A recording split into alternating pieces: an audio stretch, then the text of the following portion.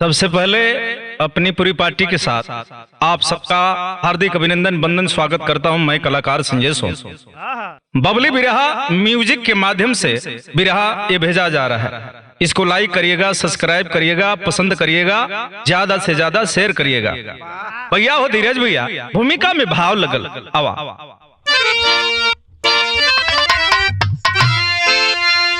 नास पीनास होना जब विधि ने लिखा, लाख इंसान कोशिश करे ना करे,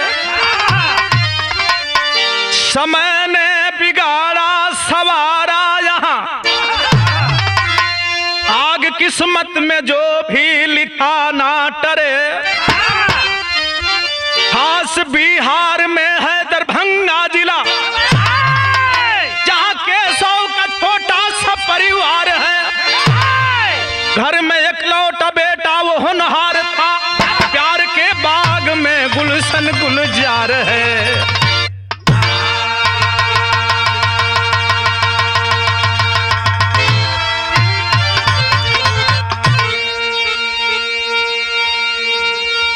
मेरे भाइयों, मेरे साथियों, बिहार प्रांत के अंदर जहां लालू प्रसाद कभी मुख्यमंत्री हुआ करते थे, उस धरती की मैं बात करता हूं। बिहार में एक जिला, जिस जिले का नाम दरभंगा, दरभंगा में रहने वाला एक छोटा सा परिवार। भैया हो हाई देखें, बेटा एक ही घर में है, बहुत होनहार है। आखिरकार माई बाबू का सपना है एक ही बेटा एक कुछ लायक बनावल जाए। त लायक वाली जब बात आई भैया धीरज भैया, तो गजल का अंदाज लगल मालिक।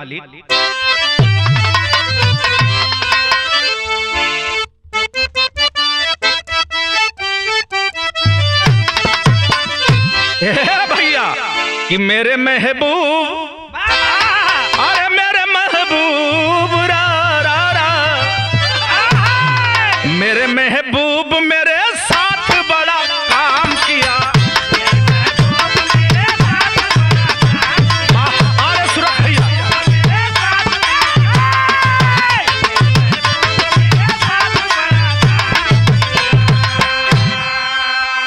ये तर्ज रहल, लेकिन तर्ज से बढ़िया फर्ज है। कभी जी कितना बढ़िया भाव लिखला है। स्वार्थी लोभी, अरे स्वार्थी लोभी रा रा रा रा रा, स्वार्थी लोभी इंसान ये मतलबी है।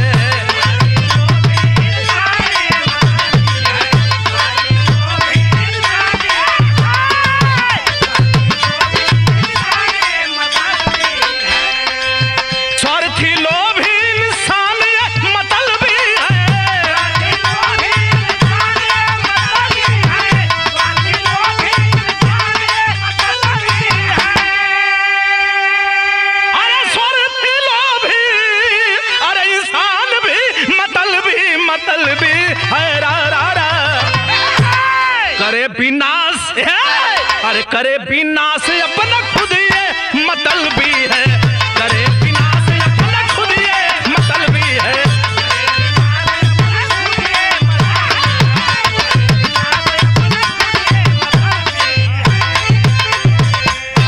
भैया आखिरकार के भला कहबा, के बुरा कहबा। कभी कभी देखल बात भी सत्य ना होले, कभी कभी सुनल भी बात सत्य ना होले। के कहबा यापन, के कहबा बेगाना। मेरे साथियों, मेरे भाइयों, आखिरकार हाई देखा उसी दरभंगे जिले की मैं बात करता हूँ। माई बाबू बड़ा खुश हुए, बेटवा धीरे धीरे जवानी के दहलीज पर कदम रखता है। मेरे साथियों, माई बाबू तनी ब्राह्मणवादी विचार कहूँ बोलो ना, एक बाभन के कहलन कि भैया हमारे कही लइका बा, तनी एकर नसीब किस्मत देखला। आखिरकार वो ब्राह्मण आया और बताता है कि इनकर शादी अगर बचपना में न करबा, अगर छोट पर न करबा, तो आगे बहुत बढ़िया तो हम लोग पर विपद पड़े वाली है। के सुनी तो ना घबरा जाइयो। माई बाबू घबरा गई ना। कहानी में शुरुआत लगल, कहानी से मिलान करी का भैया आजा।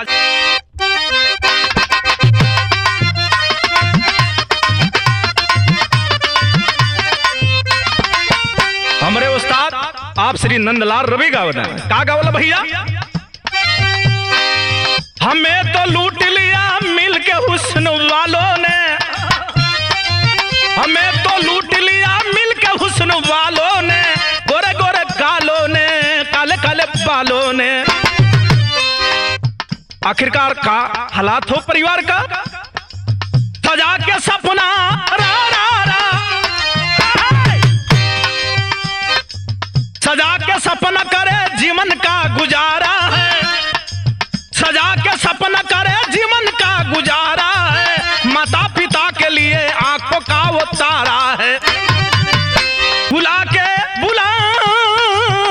रारा, बुला के ब्राह्मण बाबू कुंडली दिखवाए हैं, बुला के ब्राह्मण बाबू कुंडली दिखवाए हैं।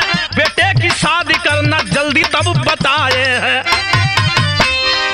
कहा है बेटा बाबू शादी नहीं करना है, कहा है बेटा बाबू शादी नहीं करना है। जीवन अधूरा मेरा मन लगा के पढ़ना है, कर मन मानी रारा,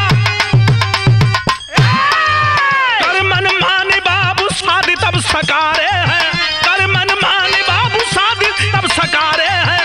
बेटे के सर पे सुंदर से हरा तब सवारे हैं। मेरे साथियों, जब बात हो रही थी तो उस समय बेटा पढ़ कर आ गया। बाबा ने ये बताओ तुम कि शादी कदा नहीं विपद पर जाई। मेरे साथियों, आया बच्चा समझदार है। आज के जमाने, आज के परिवेश का लड़का पढ़ने वाला बहुत समझदार है। कहता है कि हम शादी न करें, और शिक्षा का मतलब आप लोग समझ ना पाओ। थोड़ा दुनिया कहाँ गई, आप लोग कहाँ हुआ। लड़का का बात सुन के माई बाबू खुशहाल हुए, कल की तुहारे में बोलने की जरूरत ना बा। नहीं माने बाबू माई, शादी तय कर दिए। मेरे साथियों, जब शादी तय कैला तो एगो तर्ज लगल, कोनो मेहरारू के मर्द चिट्ठी लिखत है। कैसे लिखत भैया हमारा बा?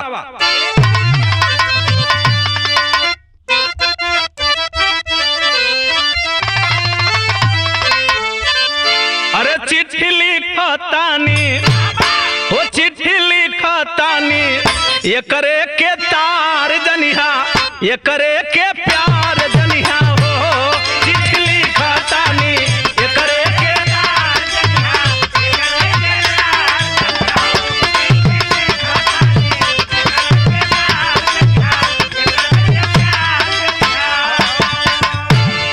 अच्छा तो बलिराम भैया, हम बताओ थे कि कबो कबो जब मेहरारू का बात बोला तो कुछ गवैया सोचे न कि ये भाई जना था कि हमारी वाली का बात ना करत मैं। हाँ महेंद्र भैया, तू तो ये चीज का एकदम प्रभारी हुआ।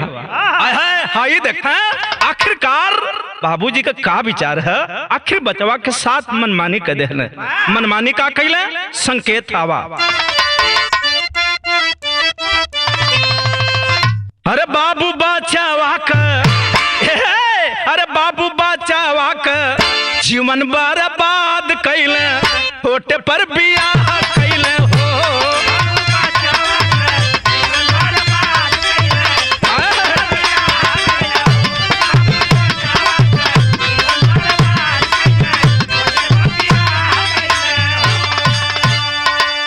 इतना ना बाबा ना का पतारा बढ़ावल से खतरवा।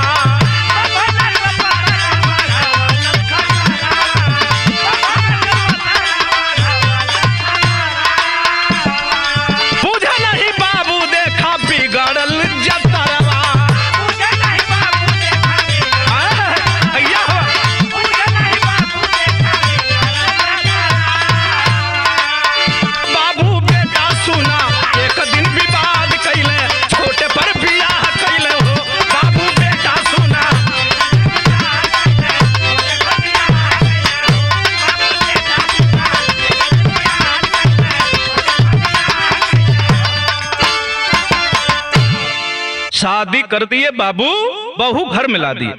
मार गुस्सन लइका पढ़ाई लिखाई छोड़ दे। अब घरवे में नहा था, घरवे में खा था। बाबू तब पुसाइल है बने, माई बुला के अपने बचवा के कलश की बाबू पढ़ाई लिखाई ना छोड़ल जाला।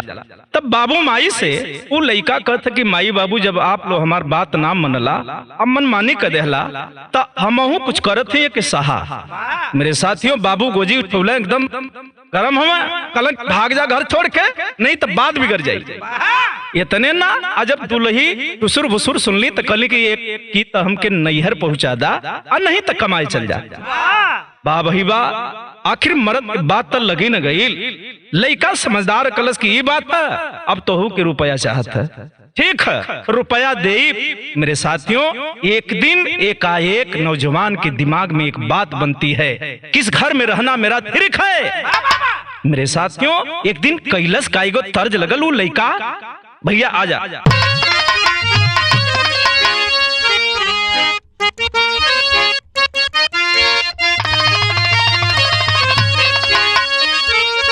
उहे तर्ज लगल जौन बनारस में लोग गावल कि ठाड़े रहो मुरली वाले, अरे ठाड़े रहो मुरली वाले तगरिया घरे धैले आई।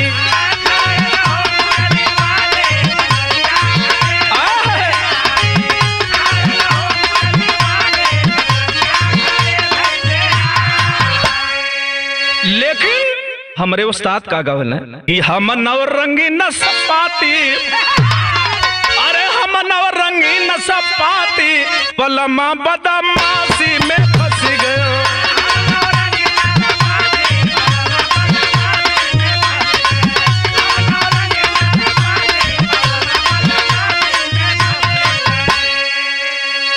एकाएक रात में नींद टूटल, अपने दुल्ही के संगे हुए सोचे लगल कि माई बाबू तो हमके बुरा कहते रहल, जेकरे पाके हम जीवन का 7 जन्म का वादा कैली मरे जिए का, आज वो दुल्ही हमरे ऊपर अंगुरी उठावत है। मेरे साथियों बैग टांगल, कपड़ा लत्ता वही में पैक था। आखिरकार नौजवान आधी रात में करता क्या है,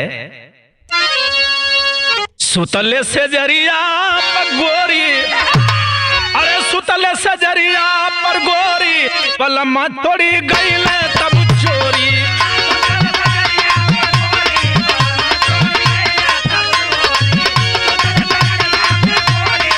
बहुत अच्छा। आखिरकार दुल्ही के जब नींद टूटल तो देखत है कि हयन बड़ा, आखिर हमार स्वामी मोहन कहाँ गईल। मेरे साथियों सोचत ही कहीं गए हुए बाहर भीतर। खैर मेरे साथी हाई देखा धीरे धीरे जब हिंसार हो गल उस समय का हालात का बा धीरे धीरे फैले तब, अरे भोर भी निसार हो माई बाबू खोज देखा भैला लाचार हो।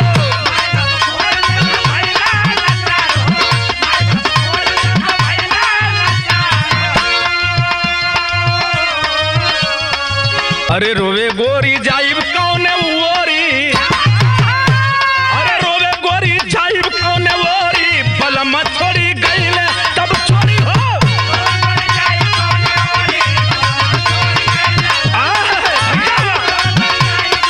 बहुत अच्छा बहुत अच्छा।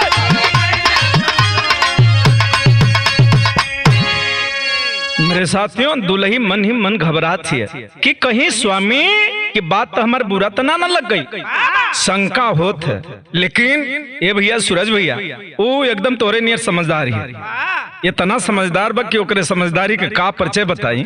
लेकिन हाई देखा हालात का सुबेर हो गल, आ धीरे धीरे दिन चढ़े लगल तो दुल्ही सबके खाना बनौलस, उन्हों के बनौलस, अपने पति के भी खाना बनौलस। लेकिन खाना लेके जुहत बा कि अब अइहन, लेकिन पति ना आइले। सुबह से शाम हो गई, अब तो बाबू माई घबराए लगल, ये ताई नताई में फोन घूमने लगल, ये भैया बबुआ गल है, मोहन गल है, लेकिन कौनो अता न पता। एक दिन बीत गल, 2 दिन बीत गल, 3 दिन बीत गल, धीरे धीरे 10-15 महीना बीत गल। दुल्ही के घर के लोग अइले, कहना भैया लड़किया के विदा कैदा, आ समय पाके फिर विदाई हो जाई। लेकिन वो लड़की कहती है कि ना, हम जब यहाँ हमार शादी ब्याह हो गल तो अब कहीं न जाई, हमें हमरा इहे हमार गुजारा होई। मेरे साथियों वो दुल्हन समय का इंतजार कर रही है कि कहीं ऋषिया के खुनसा के गल हुए तो जरूर आप वापस आई हैं। लेकिन समय 6 महीना साल भर बीत गई। फिर बाबू अइला बिटिया के कल भैया आखिरकार बिटिया कौन संकल्प कैले बा, नहीं मानती है। अब हमें मरब हमें जियब। धीरे धीरे 4-5 साल का समय बीत गई। आखिरकार माई रोवत है, रोज दुआरे पर बैठ के अपने बबुआ खोजत है। टेरी में भाव लगल भैया हमारा, अरे माई का ममता रोवे हर घड़ी, अरे माई का ममता रोवे हर घड़ी, कुल खानदान का हमारे दिया ना कैसे जारी। लोग समझावा कि जायदा तो होनो लो तो अपने लड़का के उजा दे ले रहा। अब गयल तो गयल, अता पता ना देता। अतौले हाई देखा संजोग से गांव में हल्ला भल एक ठे जोगी आल बा। एक ठे लड़की आइल कहलस की ए माई अपने बबुआ के खोजत हो ना, चला तोहर बबुआ जोगी बन के आल। माई दौड़ल दौड़ल गई, जब चेहरा के तरफ ताकत हिया तो घबरा गई। ई के मेरे साथियों पूछ पड़ी बेटा मोहना, अरे तू इतना रिसिया गईले कि तू जोगी बन गईले रे। माई जोरा जकर धय के सरंगी सितार को खींचे लगल। एगो तर्ज लगल भैया हमारा जा,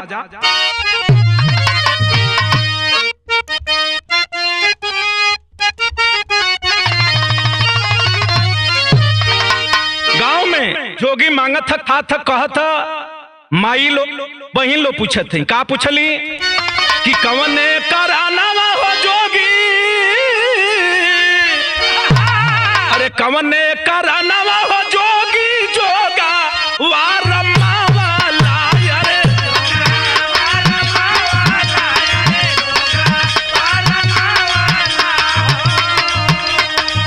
कवन कराना हो जोगी जोगा वारमा वाला, अरे जोगा वारमा वाला, कवन करनवा भिखिया मांग लहो राम।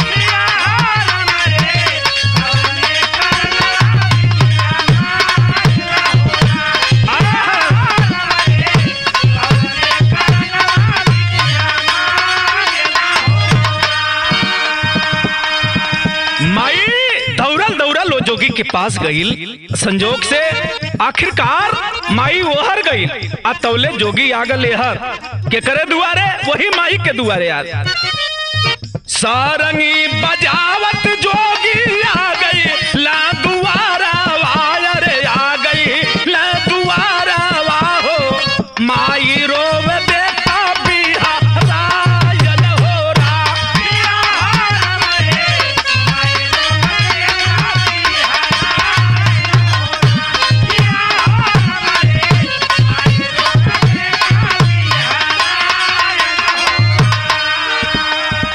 माई वो जोगी से कहती है, बाबू अरे मोहना इतना बड़ियार तो के तकलीफ हो गई। अरे हम तोर माई तोर बाबू कुछ कह देना रे, तो कौन माई बाबू बनले बिगड़ले खाती ना बोलेला, ऐसन काहे कैला मुन्ना।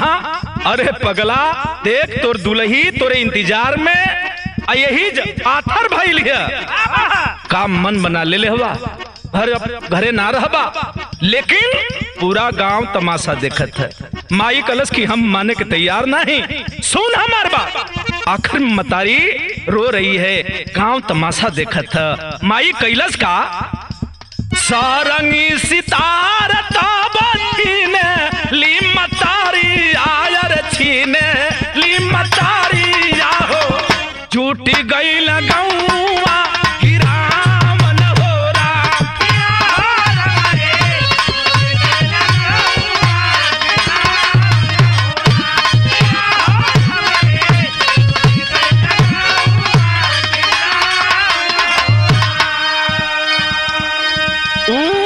जोगी कहत रे माई हम तोर लइका ना ही रहे, काहे धोखा खाते।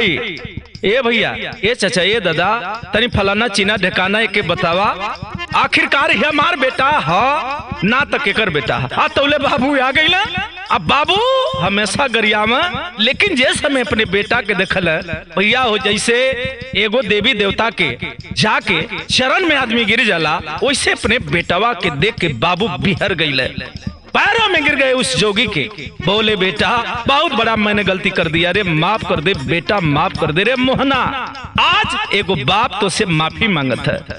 जोगी घबरा रहा है लेकिन मानने के तैयार ना है। जोगी कलश की ना, हम तोहार बेटा ना है, हमार घर यहाँ बा फलाने जगह। लेकिन प्रधान अइले, गांव त गांव प्रधान कभी आंख धोखा खा गई। प्रधान भी कहल नाना ई मोहना हैया। अब तो ये भैया जबरी के पकड़ के लोग घरे लेके चल गई। आ जब दुल्हिया देखलस सांगवा का देखलस जाबा सुना बादुलाही आया रे, सुना बादुलाही आहो रोवे गोरी सुन बापी रायन हो रा।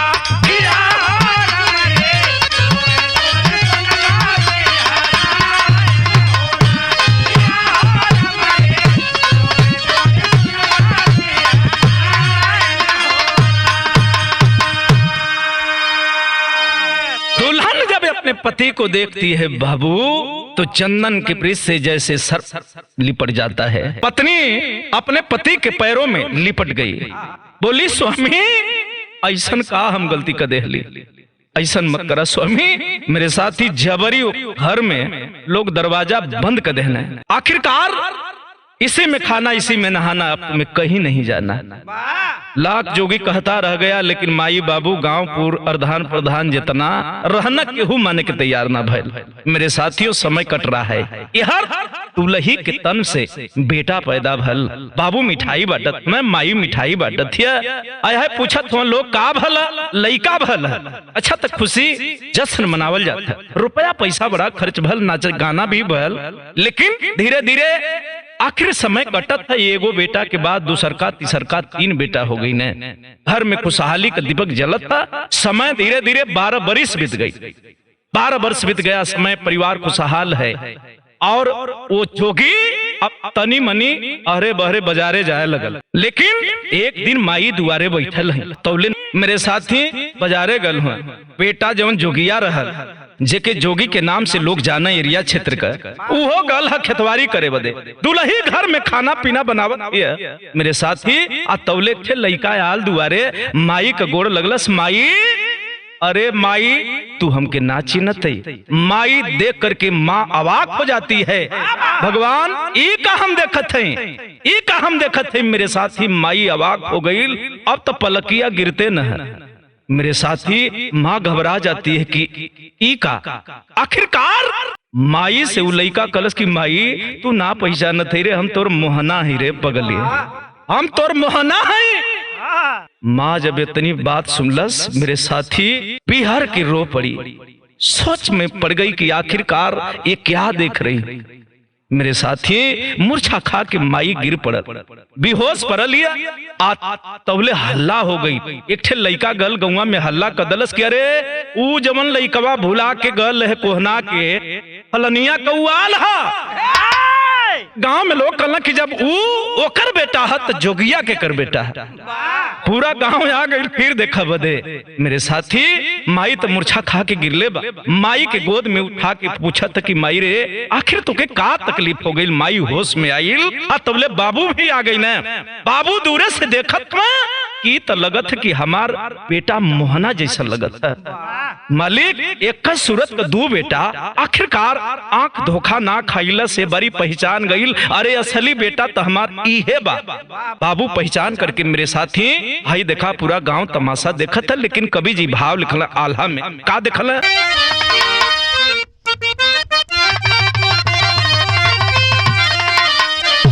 कि होके हो नहारी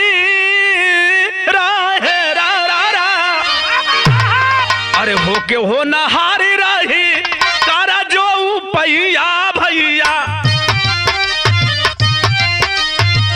चाल नाही जोर समय होली बालवा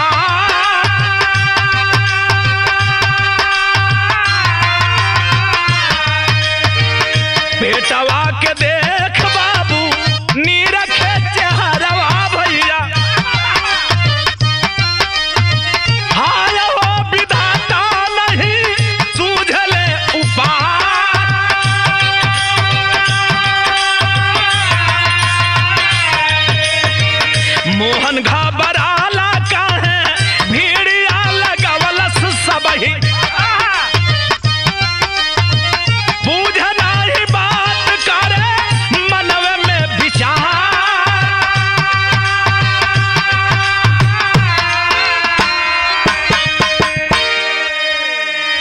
मन ही मन घबरा था कि आखिरकार हम आइल है तई कुल गौवा वाला तमाशा का देखत समय ओके का मालूम कि का बात है।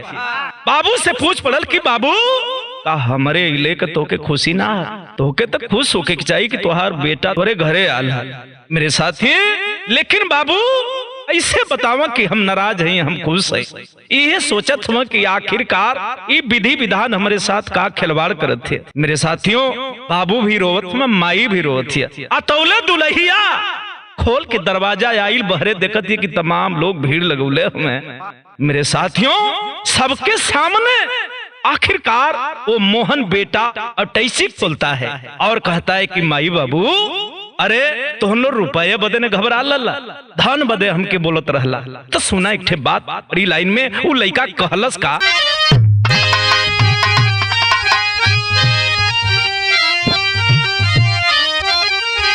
अरे रुपया रुपया कहे रुपया रुपया कैला लोग का मां के आइली अरे रुपया रुपया माही होश में आओ माई होश में सुन हम तोर मोहना हैं। जब हमार बियाह कैला लो तो हमके हमरे दुल्ही के कुछ समय भी ना देहला रोज फुसुर भुसुर यही रुपया खाती यही पैसवा खाती न रोज करत रहला। हमार कमन दोस्त रहल दुल्हिया के गल दौड़ के कलश रे पगली हमरे इले के खुशी तो के ना हका। दुल्हिया की कुछ बोली न जाता वो कैसे कहे कि हम खुश हैं। मेरे साथियों अरे सुनी ला कि रुपया पैसा गहना पर मेहरारू खुश रहली। सुन तोरे बदे भी कपड़ा लेके आल है बाबू बदे भी कपड़ा लेके आल है माई बदे भी और गहना भी तोरे बदे ले आल है। हाँ ये तना बढ़िया बढ़िया गहना लेके आल है खोल के कुल दिखावत है। आई पैजनी है आई नथुनी है आई हार है लेकिन हार पैजनी रुपया पैसा कुल 20 लगत है जहर के समान लगत है। माई बाबू से लइका कलश की माई बाबू आखिरकार कुछ बतावत काहे न हवा हमके सबर धरावा इतना दिन के बाद आयल ही अतूरे पगली तू हमार दुल्ही है। जब हमरे इंतजार में इतना समय काट दिली तो का तोरे सामने आल ही का तो के बात का खुशी ना है कि हम आल हैं। मेरे साथियों माँ बाप से वो बेटा कहता क्या है कि अब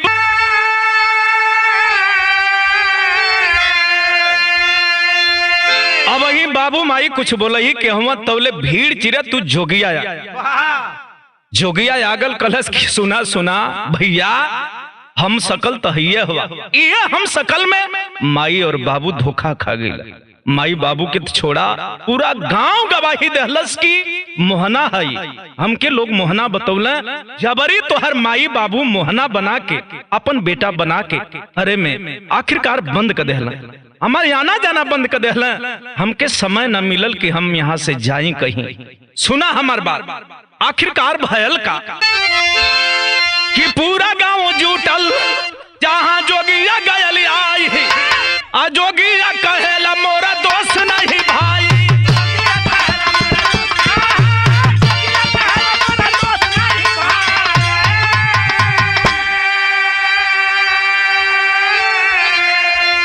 अरे भूल हमसे ना भइल अरे ना गवा के अइली चलेला धनवा का गठरिया बचा के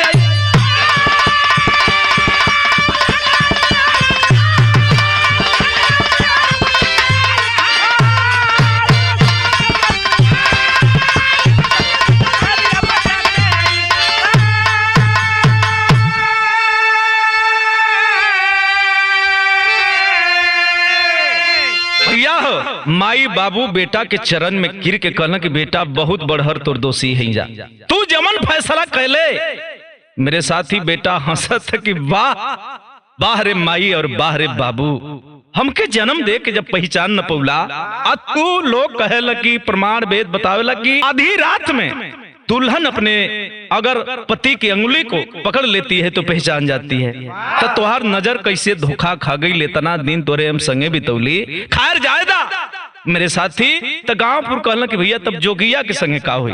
आखिरकार जो असल का बेटा था मोहन कहा कि नहीं नहीं मेरे साथी जैसे हम वैसे रहा आप इनके एक भाई बना के परिवार में जगह दे दा 1/2 का हिस्सेदार ये सच्चाई है प्रमाण है। तो मेरे साथी कभी कभी आंख का देखल भी सही ना होला, कान का सुनल भी सही ना होला। मेरे साथी के करीब भरोसा करबा, जब आपन खुद पैदा करे वाला धोखा खा जाता तो दुनिया की बातें छोड़ा। गुरु बिहारी गुरु गणेश गुरु राम लाल जी पावन कथन करे विजय फौजी लागे गीत सुहावन। अरे माई का ममता पाथर हो गई, अरे माई का ममता पाथर हो गई,